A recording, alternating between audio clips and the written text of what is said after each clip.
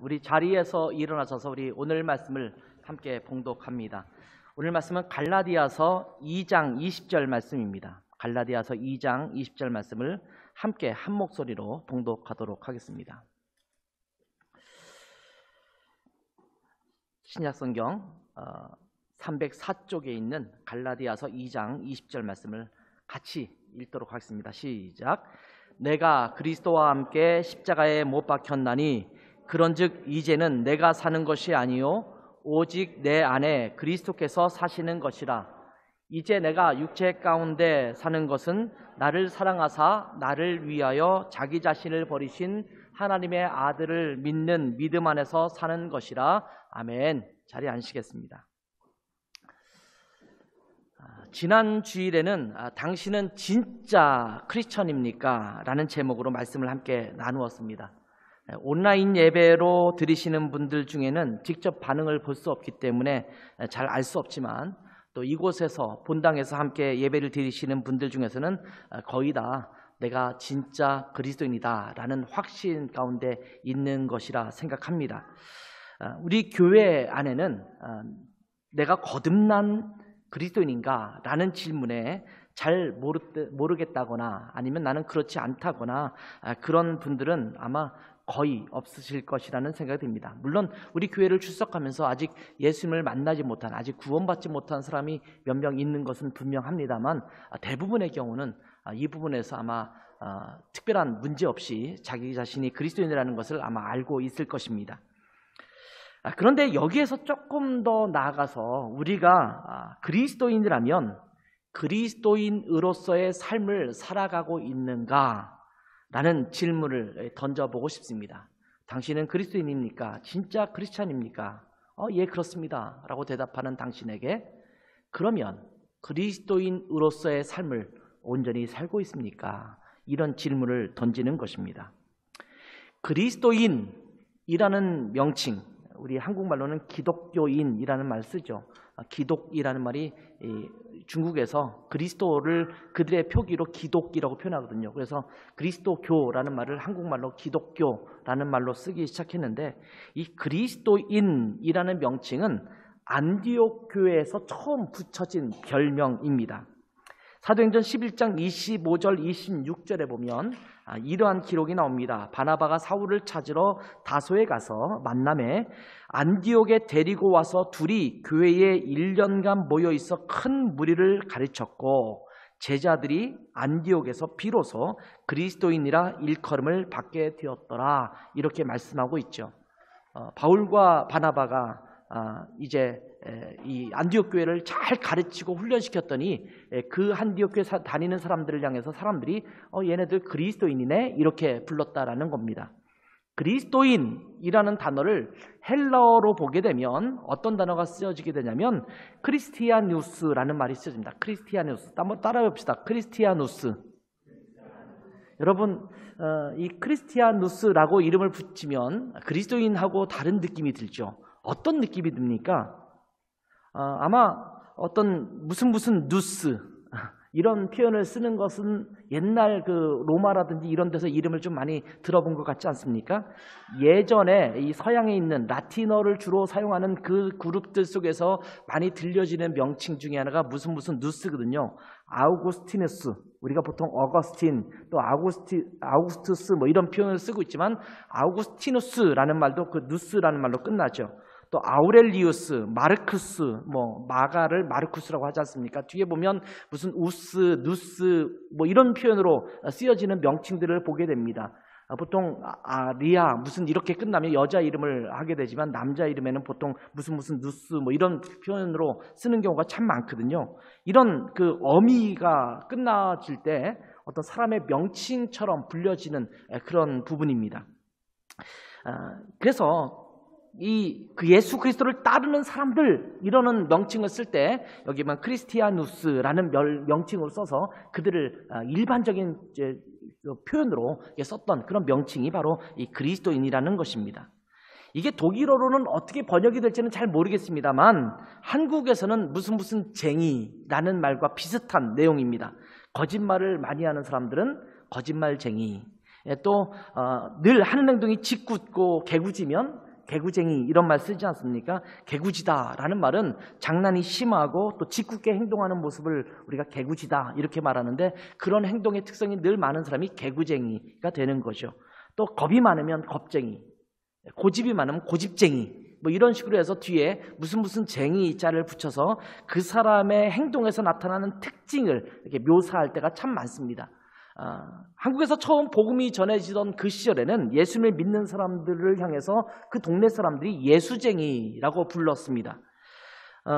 예수에 빠져서 산다라고 해서 그 사람의 특징에서 예수님을 따르는 그런 모습이 나온다라는 의미에서 예수쟁이라고 부르는 것입니다. 누군가 저를 향해서 예수쟁이라고 부르면 저는 그렇게 기분 나쁘지 않습니다. 왜냐하면 물론 이 쟁이라는 호칭이 상대방을 좀 낮춰 부르는 명칭이기도 하고 약간 비아냥 섞인 말이기도 합니다만, 제가 예수님에 빠져 살아가는 것이 분명하기 때문에 예수쟁이라고 누가 저희를 불러주면 저는 그렇게 기분 나쁘지 않습니다. 제가 중학교 시절에 굉장히 많이 들었던 별명 중에 하나가 예수쟁이거든요. 예수쟁이라는 별명을 들었어요.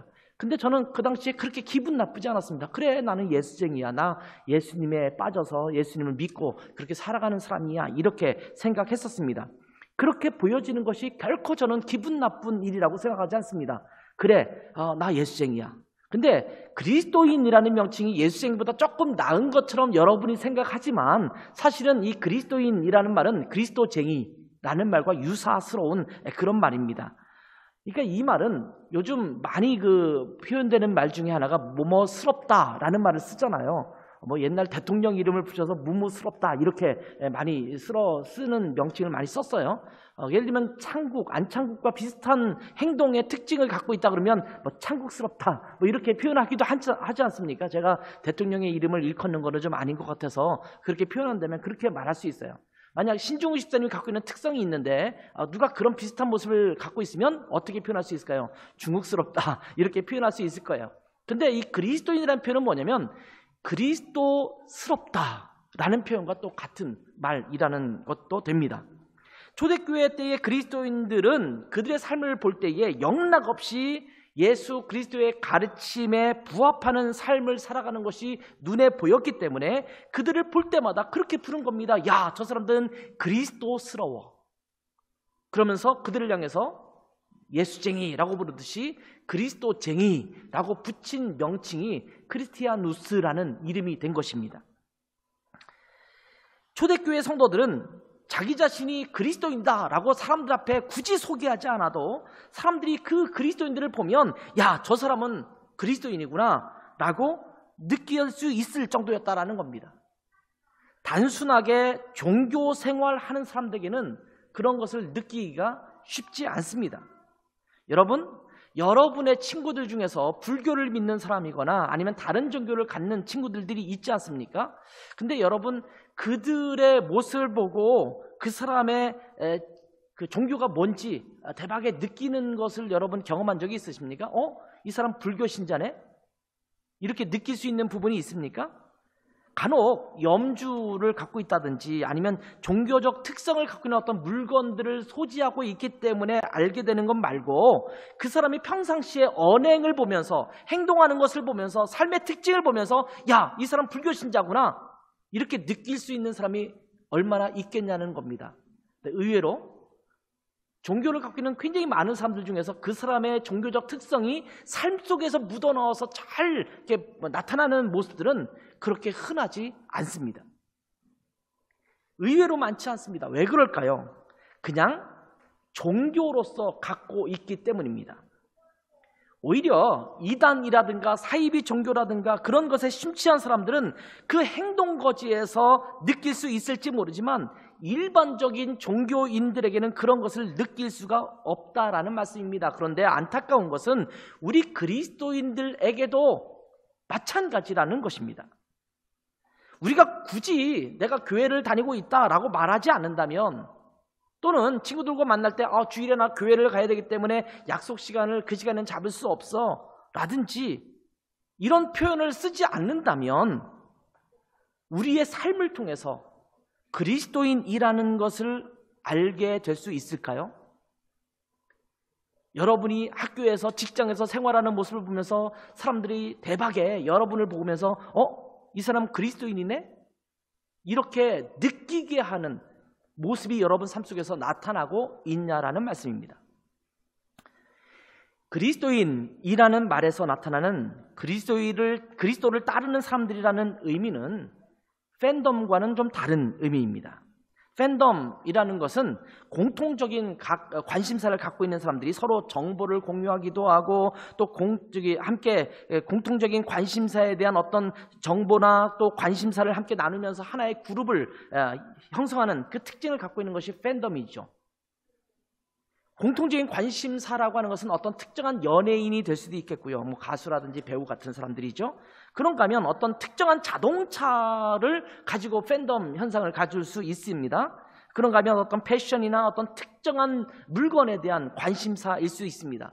뭐 보니까 그릇을 좋아하는 사람들은 어떤 브랜드의 그릇을 가지는 팬덤을 형성하는 그런 사람들도 있더라고요. 특정한 관심사에 대한 굉장히 중요한 정보들을 함께 나누면서 거기에 대한 애정을 표현하는 것입니다. 이것을 팬덤이라고 말을 하죠. 그래서 이 사람들은요, 자기 자신들이 갖고 있는 공통 관심사인 특정한 이슈, 자기의 관심사에 대해서 이야기하고 정보를 나누면서 그 정보를 계속 업데이트를 합니다. 그리고 더 나아가서 그러한 관심사에 대한 액티비티, 이게 활동이죠. 활동들을 하게 됩니다. 예를 들어서 어떤 한 연예인에 대한 팬덤을 형성한다면 그 연예인이 하는 옷을 따라 입습니다. 지난주에 제 둘째 아들이 우리 교회 한 형제 집에 가서 머리를 자르고 왔어요. 이발하고 왔어요. 그래서 저 머리를 보면서 이게 무슨 머리야? 무슨 스타일이야? 저기 마스크 끼고 앉아 있습니다. 그랬더니 저는 그 드라마를 잘 보지 않아서 모르는데 뭐 이태원 클라스라는 것에 나오는 어떤 사람의 그 머리 스타일이래요. 저렇게 따라해요. 머리 스타일도 따라하고 제 아들이 그 사람을 좋아해서 팬덤을 형성한 것은 아니에요. 그런데 요즘 인기 있는 스타일 이런 걸 따라하는 거겠죠.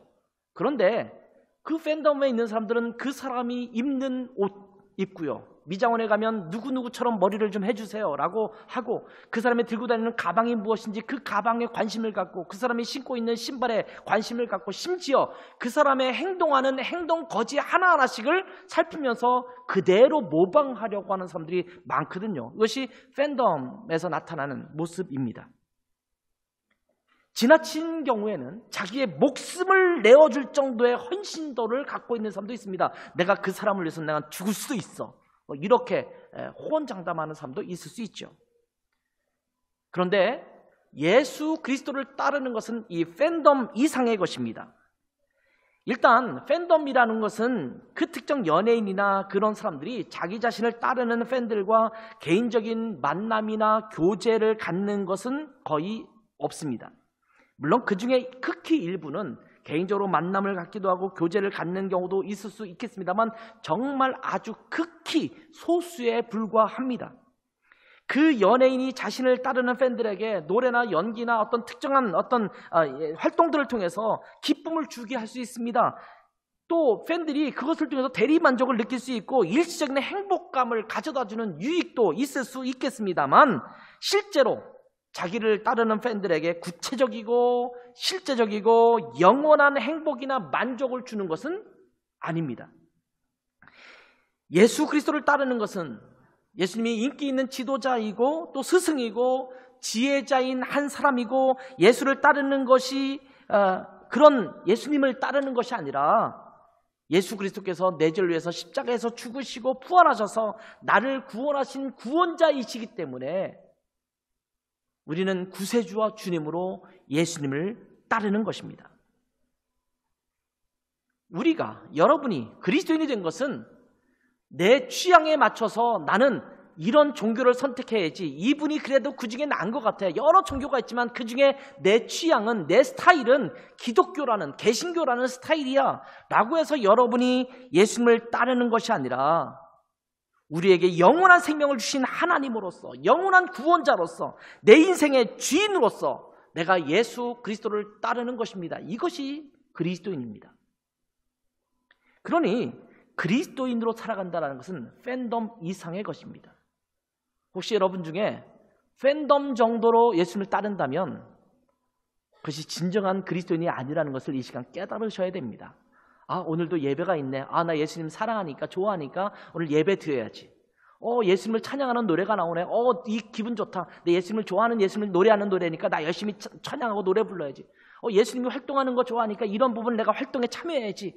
요 정도 선에서 여러분이 그리스도인으로 살아가는 것은 팬덤 그 이상의 것이 될 수 없습니다. 그것을 진정한 그리스도인이라고 말하지 않습니다. 그것은 종교 활동하는 거예요. 마치 NGO 활동을 하고 자원봉사 활동하듯이 어딘가 소속돼서 활동하는 것에 불과해요. 여러분, 기독교는 교회를 다니는 것은, 그리스도인이 되는 것은 취미 활동이 아니에요. 예수님을 따르는 팬으로서의 활동을 하는 것이 아니라는 것입니다.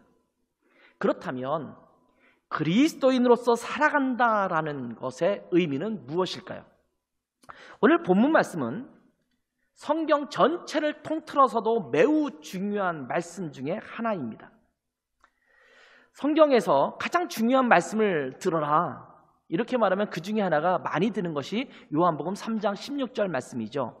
하나님이 세상을 이처럼 사랑하사 독생자를 주셨으니 이는 그를 믿는 자마다 멸망하지 않고 영생을 얻게 하려 하심이니라. 이 말씀이 굉장히 중요한 말씀이에요. 그런데 그에 못지않게 중요한 말씀 또 한 구절이 있다면 그것은 바로 오늘 읽은 갈라디아서 2장 20절의 말씀입니다. 요한복음 3장 16절은 우리가 구원을 받기 위해서 정말 중요한 복음의 핵심을 우리 가운데 말씀해 주고 있는 구절입니다. 그런데 오늘 읽은 갈라디아서 2장 20절 말씀은 구원받은 우리 그리스도인들이 어떠한 삶을 살아가야 되는가에 대한 매우 중요한 메시지를 주고 있는, 매우 중요한 핵심을 담고 있는 그러한 말씀입니다. 그러니 요한복음 3장 16절과 갈라디아서 2장 20절은 마치 쌍벽을 이루는 것과 같은 굉장히 중요한 말씀이라는 것입니다. 오늘 읽었던 갈라디아서 2장 10절은 우리가 그리스도인이 되었다라는 것의 의미를 잘 설명해 주고 있습니다. 먼저 우리가 그리스도인이라면 그리스도 안에 살아야 합니다. 그리스도 안에 살아야 그리스도인이라고 말할 수가 있습니다. 정말 당연한 말이죠. 그런데 다시 한번 강조해야 될 말씀이 바로 이 말씀입니다. 자, 따라서 해볼까요? 그리스도 안에 살아야 참된 그리스도인입니다. 네, 그리스도 안에 살아야 참된 그리스도인입니다. 자, 오늘 본문을 다시 한번 읽어볼게요. 내가 그리스도와 함께 십자가에 못 박혔나니 그런즉 이제는 내가 사는 것이 아니요 오직 내 안에 그리스도께서 사시는 것이라. 자, 예수 그리스도를 주님으로 따르는 이들은 이제 내가 사는 것이 아니다, 이렇게 말씀합니다. 내 안에 그리스도께서 사시고 있다, 이렇게 말씀하고 있습니다. 요한계시록 3장 20절 보면 라오디게아 교회를 향해서 주님께서 주시는 메시지가 나옵니다. 그 중에 이런 말씀이 나오죠. 볼지어다 내가 문 밖에 서서 두드리노니 누구든지 내 음성을 듣고 문을 열면 내가 그에게로 들어가 그로 더불어 먹고 그는 나와 더불어 먹으리라, 이렇게 말씀하십니다. 차갑지도 않고 뜨겁지도 않은 신앙생활을 하고 있는 라오디게아 성도들을 향해서 주님께서 회개하고 다시 열심을 내라, 이렇게 말씀하시면서 주시는 말씀이 지금 읽은 바로 요한계시록 3장 20절 말씀입니다. 주님은 우리 안에 들어오셔서 우리와 교제하고 싶어 하십니다. 주님은 우리 안에 머물고 있기를 원하십니다.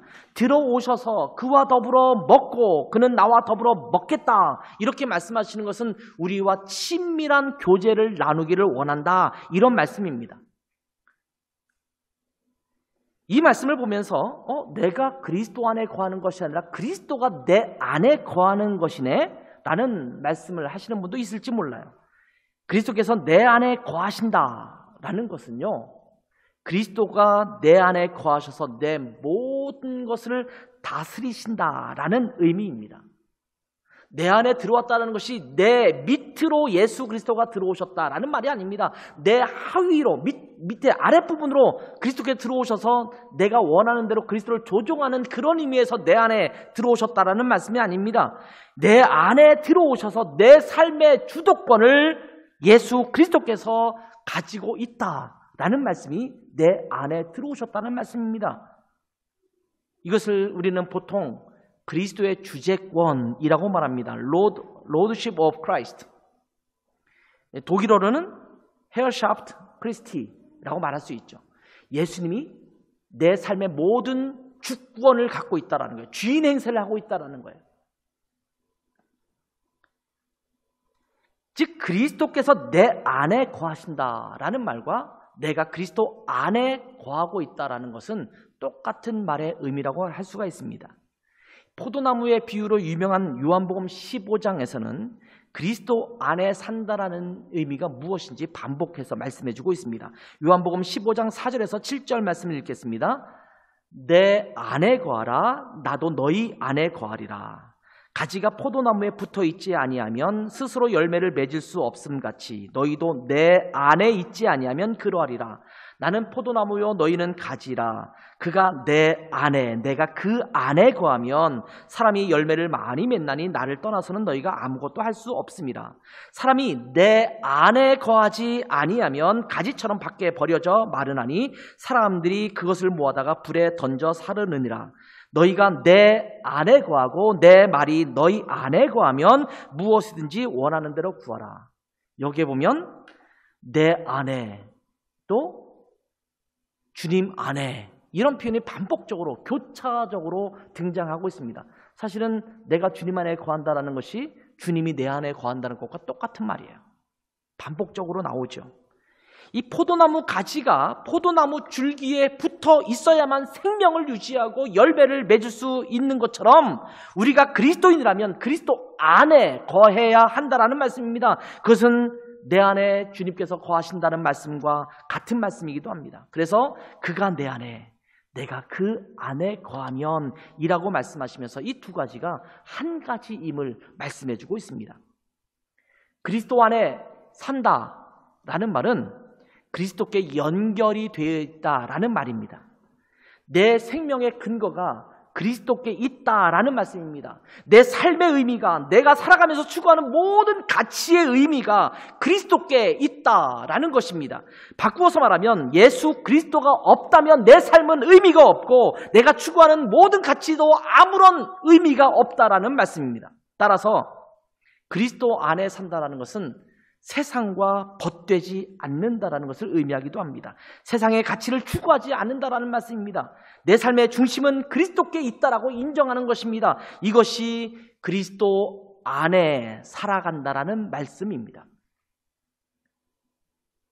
이 손가락이요, 내 몸에 붙어 있으면 이 몸이 지시하는 또 의도하는 것에 따라서 움직여 나가기 시작해요. 연결되어 있기 때문에. 근데 이것이 떨어져 나가는 순간 아무리 내 머릿속으로 손가락을 구부러져라 이렇게 말해도 손가락을 구부릴 수가 없어요. 왜?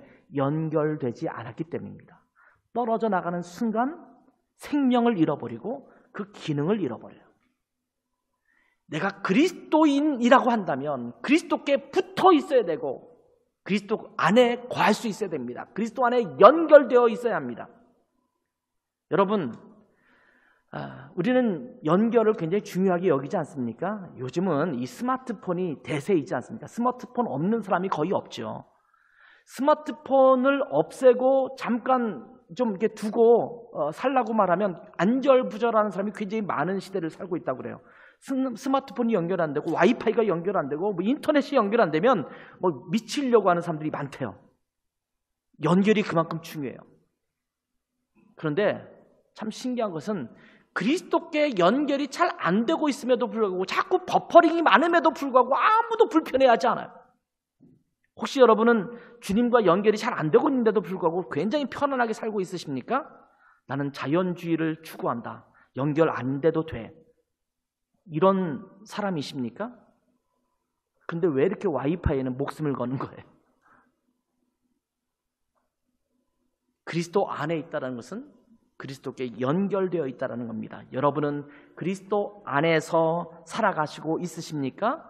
이제는 내가 사는 것이 아니요 오직 내 안에 그리스도께서 사시는 것이라고 고백하며 살아가고 있습니까? 자, 그런데 내가 그리스도 안에 살아간다라고 했을 때, 그리스도께서 내 안에 사신다고 했을 때 보다 분명한 그 의미를 갈라디아서 2장 20절에서 말씀해 주고 있음을 주목해 봐야 합니다. 그것이 뭐냐면, 나는 죽고 그리스도만 살 때 그리스도인으로서 살아간다라는 진정한 의미가 됩니다. 따라서 해볼까요? 나는 죽고 그리스도만 살아야 합니다.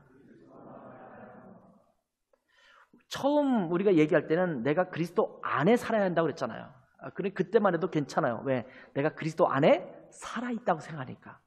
근데 더 나아가서 아니야, 너 살아있지 마. 그냥 죽어. 이렇게 말하는 거예요. 그리스도 안에 산다라는 말은 그리스도 안에 내가 계속 살아있는 것을 말하지 않아요. 나는 죽어버리는 거예요. 다시 한번 오늘 본문을 보면 내가 그리스도와 함께 십자가에 못 박혔나니 그런즉 이제는 내가 사는 것이 아니요 오직 내 안에 그리스도께서 사시는 것이라, 이렇게 말씀하고 있죠. 내가 그리스도와 함께 십자가에 못 박혔다, 이렇게 고백하면서 오늘의 말씀이 시작하고 있습니다. 우리가 구원을 받으면 구원받은 것을 다른 지체들에게 알리기 위해서 행하는 의식이 있습니다. 그게 뭐냐면 침례의식이에요. 자, 침례의 의미는 고린도전서 15장에 잘 나타나고 있는데, 그 가장 기본적인 의미가 뭐냐면 침례를 받을 때, 세례를 받을 때 이 의미를 분명히 기억하셔야 돼요. 나는 예수 그리스도께서 십자가에 못 박히실 때 죄에 대해서 죽었다라는 것을 의미하는 것이 침례의식의 의미입니다. 그래서 물속에 잠기는 거예요.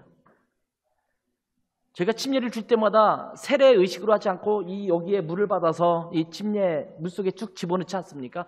귀찮아요. 저도 귀찮고. 물을 잠깐 뿌려서 이렇게 얹어주는 것이 저도 굉장히 깔끔하지 않습니까? 근데 이 안에 들어가면요, 저도 옷을 벌어서 저기서 옷 벗고 다시 나와야 되고 이러니까 얼마나 귀찮아요. 침례 받는 사람도 힘들겠죠. 세례를 받더라도 그것이 단순하게 물이 나를 씻어내려간다, 내 죄를 씻어내려간다는 것에서 그쳐서는 그 의미를 제대로 살릴 수가 없어요. 고린도전서 15장을 보시면 알아요. 내가 죄에 대해서 십자가에 못 박힌 것처럼, 예수님께서 못 박히신 것처럼 나도 죽었습니다 라는 의미로 물속으로 들어가는 거예요. 나는 물속에 장사되었습니다. 죽었습니다. 그리스도께서 죽으신 것처럼 죽었습니다. 이렇게 고백하는 거예요.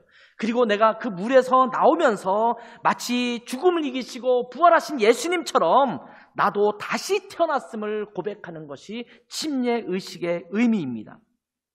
그런데 이때 다시 생명을 얻었을 때에는 예전의 내가 아니라 새로 태어난, 거듭난 나의 모습으로 부활하는 것입니다. 오늘 본문의 말씀처럼 나는 십자가에 못 박혀 죽은 자가 되었고 이제는 내가 사는 것이 아니요 오직 내 안에 그리스도께서 사신다라는 것을 고백하는 것이 침례의식의 의미입니다. 그러면 나는 죽고 그리스도께서 사신다라는 의미가 무엇일까요? 누가복음 9장 23절도 굉장히 유명한 말씀이죠. 이 말씀도 이 부분에 대해서 잘 설명해 주고 있습니다. 또 무리에게 이르시되 아무든지 나를 따라오려거든 자기를 부인하고 날마다 제 십자가를 지고 나를 따를 것이니라, 이렇게 말씀합니다. 나를 따라오려거든, 예수님의 제자가 되려면, 예수님을 따르는 그리스도인으로 살아가려면 자기를 부인하고 날마다 제 십자가를 지고 따르라고 말씀하고 있습니다. 자기를 부인한다라는 것은 자기의 생각, 자기의 고집, 자기가 추구하는 가치, 자기의 욕심, 자기의 의견, 이런 모든 것들을 포기하는 것을 의미합니다. 우리는 그리스도인이라고 말하면서 아직도 내 자신이 너무 많이 살아있습니다. 여전히 내 생각을 고집하고 내가 추구하고 싶은 가치들을 추구하고 내가 누리고 싶은 것들을 다 누리려고 하고 있고 내 욕심으로 가득 차 있고 내 의견을 고집하고 있습니다. 그러면서 말로는 나는 그리스도인입니다 라고 말하는 것입니다. 아기가 갓 태어나면 갓난 아기여도 한 인간으로서 대접을 받습니다. 그 존재 가치를 인정해 줍니다. 아직 말도 잘 하지 못하고 걷지도 못하고 자기 독립적으로 행동할 수 없음에도 불구하고 엄연하게 한 인간입니다. 어머니 뱃속에 아기가 생성됐을 때부터 엄연하게 한 인간입니다. 그 인간의 존엄성으로 그 다른 어떤 누구와도 비견했을 때 뒤처질 것이 없는 완벽한 인간입니다. 그런데 태어나서 아직도 말도 하지 못하고 걷지도 못하고 부모님의 돌봄을 받으면서 성장해 나가지 않습니까? 그런 것처럼 우리 그리스도인도 마찬가지입니다. 처음 그리스도인으로서 거듭났을 때에는 아직 그리스도인으로서 살아가는 것이 낯설 수가 있습니다. 하나님께 속한 자가 아니라 옛날에는 세상에 속한 자였거든요. 세상의 문화에 익숙했었거든요. 그래서 처음에는 그리스도의 문화에 낯설 수가 있어요. 내가 살아오던 곳과는 좀 다른 세상이네. 말도 다르고 행동하는 것도 다르고 생각하는 가치도 다르고 내가 이전에 살던 왔던 거는 굉장히 많이 다른 문화네 하면서 낯설 수가 있습니다. 그래서 여전히 자기 생각과 자기 고집에 따라 살아가는 모습이 우리 안에 간간히 보여질 수가 있습니다. 그러나 아기가 성장하면서 말도 배우고 걸음마도 배우고 스스로 하는 일들이 늘어가면서 성장해 가듯이 우리 그리스도인들도 그래야 합니다. 그래서 예수님은 자기를 부인하는 것이 그리스도인으로서 살아가는 데 있어서 굉장히 중요한 것임을 가르쳐주고 있는 것입니다. 자기를 포기하는 것입니다. 자기를 부인한다는 게 뭐예요? 자기를 포기하는 거거든요. 그리고 자기 십자가를 지라고 말씀하고 있습니다. 십자가를 진다라는 표현을 들으면 무겁고 고통스러운 짐 정도로 생각합니다. 여러분 생각해 보세요. 내가 달릴 만한 그 십자가의 그 통나무들을 내가 짊어지고 간다면 엄청 무겁겠죠. 근데 여러분, 십자가는 아시다시피 사형을 집행하는 형틀입니다. 십자가를 진다는 것은 단순히 군대에서 목봉체도를 하듯이, 여러분 목봉체조 알죠? 전봇대만한 이 나무 기둥을 가지고 이렇게 들었다 놨다 하지 않습니까? 이걸 목봉체조라고 하는데, 이 목봉체조를 하다가 들었다 놨다 힘들게 고통스럽게 있다가 어느 순간 내려놓게 되는 그 고통을 의미하는 것이 아닙니다. 십자가를 진다라는 것은 내가 그 형틀에 달려 죽게 되는 것을 의미합니다. 십자가를 지는 사람은 내가 그 십자가에 달려 죽을 것을 생각하면서 그 사형 형틀까지 그것을 끌고 가는 겁니다. 그 십자가를 지는 것의 끝은 죽음입니다. 무겁게 들고 있다 그냥 내려놓는 게 아니라는 말씀입니다. 즉 십자가를 지고 예수님을 따른다라는 말씀은 오늘 본문의 말씀처럼 내가 그리스도와 함께 십자가에 못 박혔나니 라고 하는 말씀처럼 나 자신이 죽는다라는 것을 의미하는 것입니다. 주님께서 말씀하십니다. 나를 따라오려거든 너를 포기해야 돼. 자기를 부인해야 돼. 그리고 십자가를 져야 돼. 십자가 진다는 게 무슨 말인지 알아? 죽는 거야. 너는 죽는 거야. 그래야지 나를 따를 수가 있어. 이렇게 말씀하시는 거예요. 그리고 그 죽음 후에는, 내가 죽은 그 이후에는 내 안에 그리스도께서 사십니다. 즉 내 삶의 주체가 바뀐다라는 말씀입니다. 자기를 부인한다라는 것은 더 이상 내가 주인 노릇하지 않겠다라는 말씀입니다. 내 삶의 주체가 누구인가? 더 이상 내가 내 삶의 주체가 아니라 예수 그리스도께서 내 삶의 주체가 되는 것을 의미하는 것입니다. 이제 내 삶의 통치자가 바뀐 것입니다. 내가 그리스도 안에 산다라는 것은 내 주체가, 내 삶의 주체가 그리스도이다라는 것을 고백하는 것입니다. 내 삶을 성령님께서 다스려야 합니다. 내가 살아있으면 안 됩니다. 내 주장, 내 생각, 내 의견, 내 욕심이 살아있으면 안 됩니다. 나는 죽은 자이기 때문에 더 이상 꿈틀거려서는 안 됩니다. 그런데 자꾸 내가 살아서 꿈틀거리려고 해요. 아직도 우리 삶의 주체가 나 자신인 것처럼 착각하며 살아갑니다. 그리스도 안에 산다라는 것은 내가 죽었다라는 것을 고백하는 거예요. 내 의견도 없습니다. 내 생각도 없습니다. 아마 어떤 사람은 반발할지 몰라요. 나는 자주적인 사람인데 어떻게 그럴 수 있냐. 근데 주님께서 말씀하시는 거예요. 아니, 너가 죽어야 너가 사는 거야. 이렇게 말씀하시는 거예요. 나는 죽고 내 안에 그리스도가 사시는 것, 이것이 그리스도 안에 산다라는 것이고 그것이 그리스도인의 모습이어야 합니다. 그런데 자기를 부인하고 자기 십자가를 진다는 것은 아무것도 하지 않고 있는 것을 의미하지는 않습니다.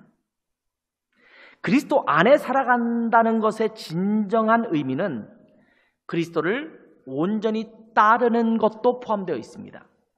한번 따라해 볼까요? 그리스도를 온전히 따르는 삶이, 별로 안 따르고 싶으세요? 다시 한번. 그리스도를 온전히 따르는 삶이 그리스도 안에서 살아가는 것입니다. 자, 조금 전에 아까 읽었던 누가복음 9장 23절의 말씀이 자기를 부인하고 자기 십자가를 지고 예수님을 따르는 것이 그리스도인의 모습이라고 말씀했습니다. 자기를 부인하고 십자가를 지고 나 자신이 죽었다면 이제 제대로 된 것입니다. 그런데 거기서 끝이 아닙니다. 세상에 대해서, 죄에 대해서 죽은 자입니다. 그런데 이제는 하나님을 향해서는 산 자가 되었습니다. 그래서 자기 십자가를 지고 예수 그리스도를 따르는 데까지 가야 합니다. 많은 사람들은 죽는 것까지 또 하는 사람이 있어요. 신앙이 좋은 사람들은 날 자꾸 죽여요. 근데 거기서만 멈춰요. 거기서 멈출 것이 아니라 나는 죽고 이제는 뭐 해야 돼요? 그리스도를 따르는 거예요.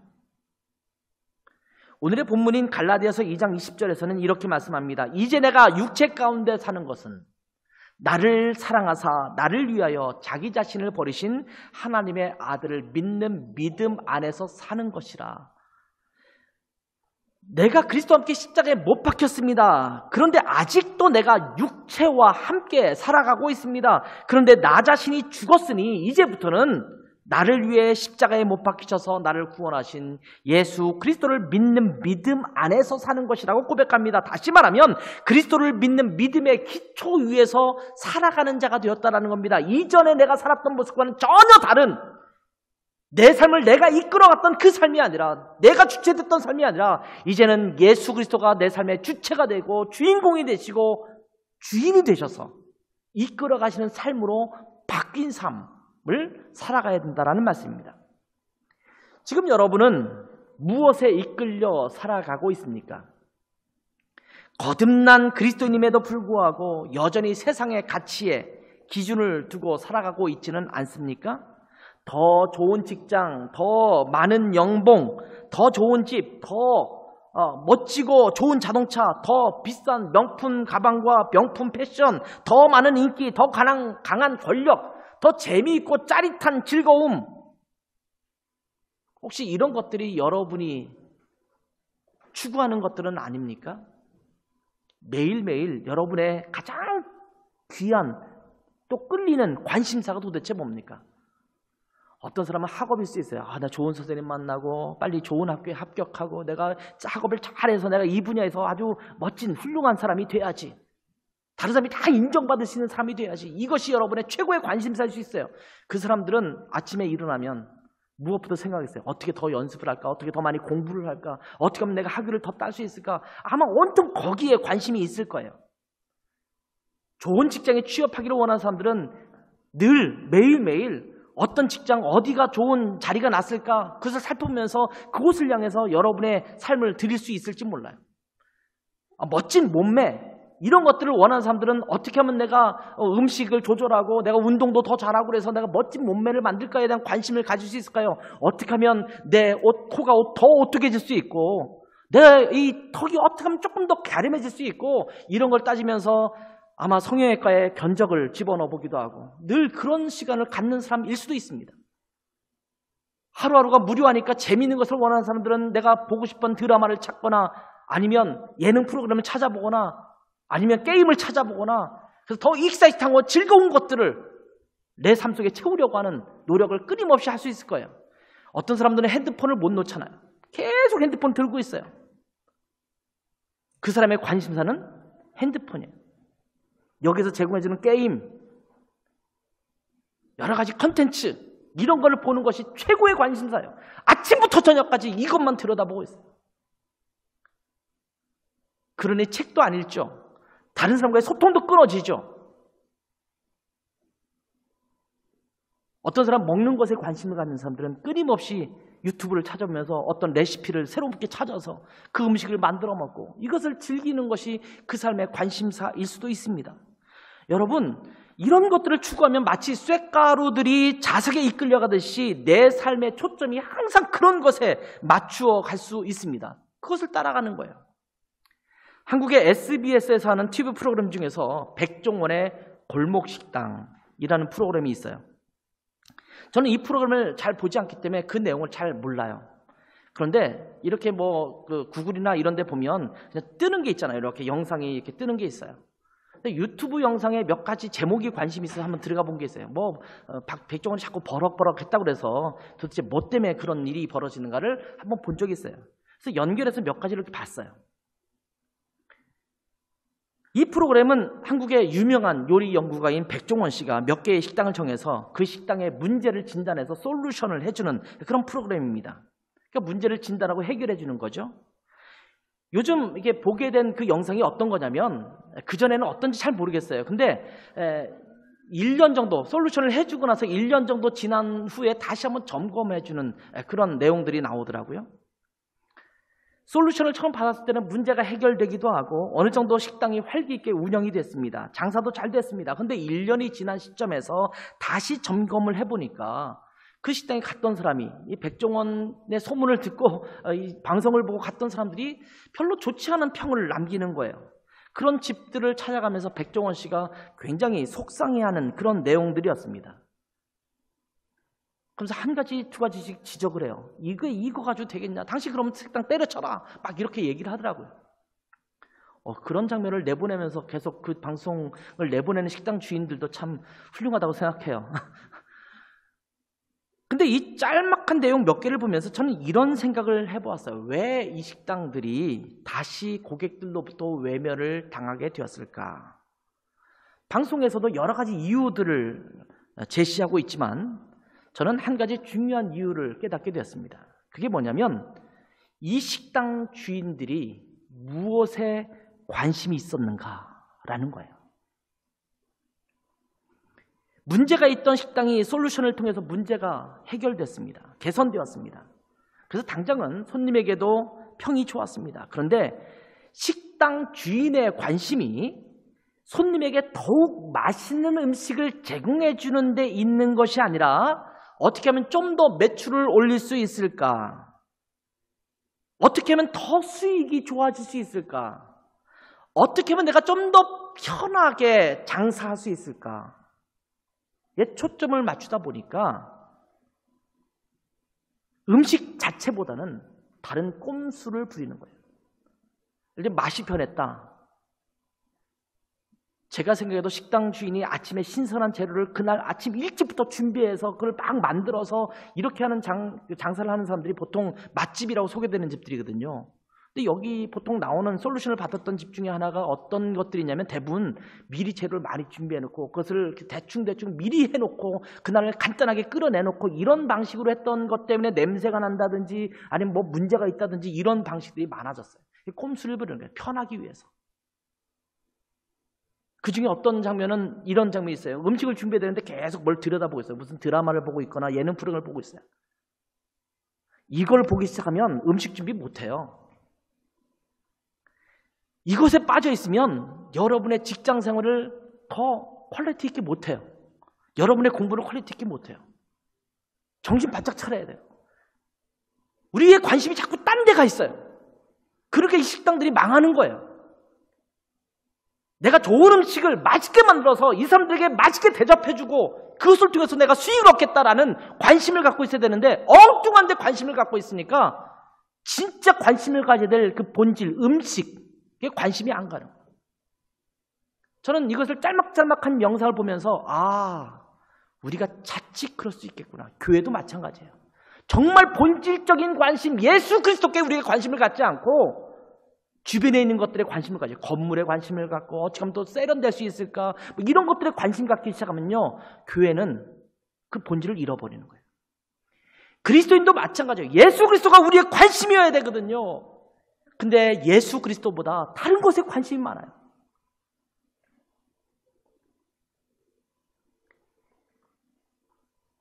그 무엇보다도 우리에게 있어서 최고의 가치는 예수 그리스도여야 합니다. 우리는 그리스도께 속한 자들입니다. 그리스도 안에서 살아가는 자들입니다. 그렇다면 내 삶의 방향이 어디로 향해 있어야 할까요? 바로 예수 그리스도여야 합니다. 그래서 마치 쇳가루가 자석에 이끌려가듯이 내 모든 삶이 예수 그리스도께 이끌려가는 삶이 되어야 합니다. 여러분에게 있는 가치가 무엇입니까? 여러분이 추구하는 가치가 무엇이에요? 직장에서의 승진? 연봉 인상? 물질? 명예, 권력? 또는 짜릿한 즐거움을 주는 것? 인기? 사람들로부터 인정받는 것? 이런 것들이 여러분에게 가치 있는 것입니까? 물론 그런 것들이 필요 없다라는 말씀이 아닙니다. 그런데 그 무엇보다도 우리의 영원한 최고의 가치는 예수 그리스도여야 합니다. 여러분에게 예수 그리스도는 최고의 가치이십니까? 예수 그리스도를 최고의 가치로 살아간다면 예수 그리스도 안에서 내가 최고의 가치를 지닌 자가 될 것입니다. 무엇이 나를 가치 있게 할 것인가? 우린 착각해요. 돈이 나를 가치 있게 할 수 있을 거라고 생각하고, 내가 학식을 많이 갖고 있는 것, 지식을 많이 소유하는 것, 내가 어떤 재능과 기능이 많아지는 것, 내가 스펙을 많이 쌓는 것, 물질적으로 풍요로운 것, 이런 것들이 나를 가치 있게 만들 거라고 착각하니까 자꾸 거기에 매진해요. 아니요. 나를 가치 있게 하는 자는 오직 예수 그리스도이십니다. 이것이 나를 죽게 하고 나를 포기하고 예수님만을 향하게 만드는 고백이 될 것입니다. 여러분은 진짜 크리스찬입니까? 찐이십니까? 그렇다면 여러분은 그리스도 안에 살고 있으십니까? 내가 내 안에서 나의 왕국을 이루면서 내가 원하는 방식대로 내가 추구하는 가치를 추구하면서 살아가는 것이 아니라 예수 그리스도 안에서 예수 그리스도가 내 삶의 중심이 되어서 마치 자석에 이끌리듯이 예수님께서 원하시는 삶의 모습으로 살아가고 있습니까? 여러분은 그리스도 안에서 살아가고 있습니까? 오늘의 말씀을 다시 한번 읽어보겠습니다. 같이 읽어볼까요? 시작. 내가 그리스도와 함께 십자가에 못 박혔나니 그런즉 이제는 내가 사는 것이 아니요 오직 내 안에 그리스도께서 사시는 것이라. 이제 내가 육체 가운데 사는 것은 나를 사랑하사 나를 위하여 자기 자신을 버리신 하나님의 아들을 믿는 믿음 안에서 사는 것이라. 이 말씀처럼 이제는 내가 사는 것이 아닙니다. 내 안에 그리스도께서 사시는 것입니다. 이제는 내 마음대로 살지 않겠습니다. 내 욕심에 이끌려서 살지 않겠습니다. 내가 추구하는 가치, 그것을 바라보지 않겠습니다. 오직 나를 사랑하사 나를 위하여 자기 목숨을 버리신 예수 그리스도를 믿는 믿음 안에서, 그리스도 안에서 그리스도를 따르며 살아가겠습니다. 이 고백으로 하나님 앞에 살아가는, 그리스도 안에서 살아가시는 모든 참된 그리스도인이 되시기를 주님의 이름으로 축복합니다. 오늘의 말씀과 연결된 찬양이 하나 있어요. 오래된 찬양입니다만 이 찬양을 우리 함께 고백했으면 좋겠어요. 나는 죽었습니다. 나는 그리스도와 함께 죽었습니다. 나는 죽은 자입니다. 내가 추구했던 것들, 내가 바라봤던 것들을 이제 내려놓겠습니다. 이제는 내 안에 내가 사는 것이 아니라 내 안에 그리스도께서 사시는 것입니다. 이제 내가 육체를 가지고 살아가지만 내 욕심, 내가 추구하는 가치들, 이런 것들이 아니라 그리스도를 믿는 믿음 안에서 내가 견고한 그리스도인의 삶을 살겠습니다. 이런 고백을 이 찬양으로 한번 고백했으면 좋겠습니다. 내가 그리스도와 함께 십자가에 못 박혔나니 내가 그리스도와 십자가에 못 박혔나니 십자가에 못 박혔나니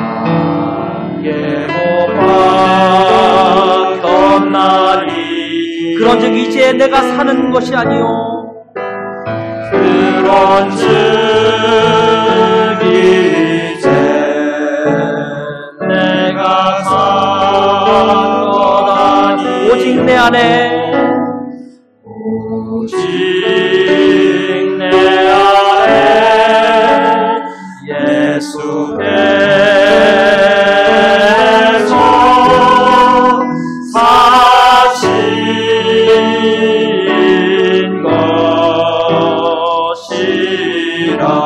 이제 내가 육체 가운데 사는 것은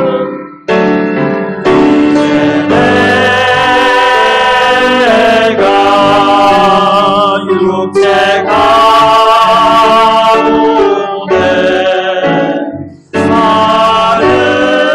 사는 것은 나를 사랑하사 자기 몸 버리신 나를 사랑하사 자기 몸 예수 위에 산 것이라. 예수 위에 사 우리의 마음을 다해서 다시 한번 고백합니다. 내 고백으로 주님 앞에 이 고백을 드립니다. 내가 그리스도와 함께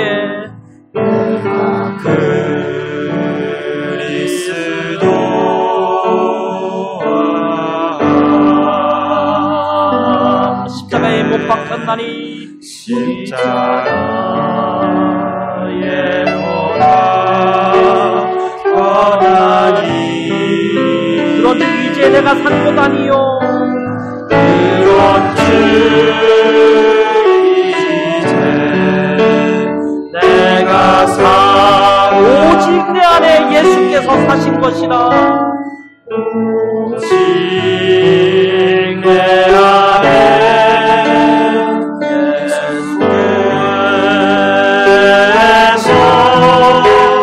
사신 것이라.